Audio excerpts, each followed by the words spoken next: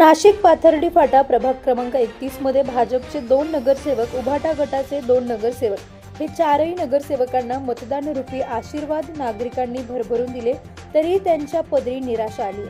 पावसाळा सुरू होण्यापूर्वी पालिकेने शहरातील काही भागातील रस्त्यांचे डांबरीकरण केले खरे, मात्र त्यातील काही रस्त्यांची अवस्था आज दयनीय झाली आहे. विशेषतः पाथर्डी फाटा प्रभाग क्रमांक 31 भागातील रस्त्यांची अवस्था अतिशय बिकट आहे.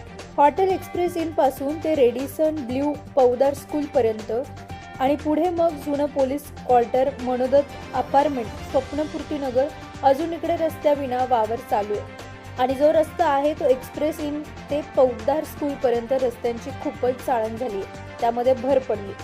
जाणीवपूर्वक केली जातात निकृष्ट दर्जाची कामे. पालिकेचा बांधकाम विभाग दरवर्षी रस्ते बांधतो, अर्थात या रस्त्यांचे बांधकाम नेहमीप्रमाणे निकृष्ट दर्जाचेच असते. या विभागात काम करणाऱ्या अभियंत्यांना कशा प्रकारे बांधकाम केल्यावर रस्ता किती वर्ष टिकू शकतो हे ज्ञान निश्चितच असते.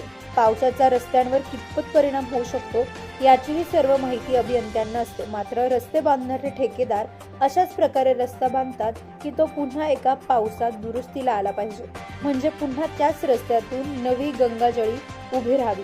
शिवाय कंत्राट देताना होणारा भ्रष्टाचार हा वेगळा. वास्तविक खडीकरण केलेल्या रस्त्यांचे आयुर्मान 3 वर्षांचे असते. त्यानंतर किमान 6 महिन्यांनी त्याच्या देखभाल दुरुस्तीवर खर्च करणे गरजेचे असतं. पण हे नियम फक्त कागदावरच राहतात असं म्हणायला हरकत नाही.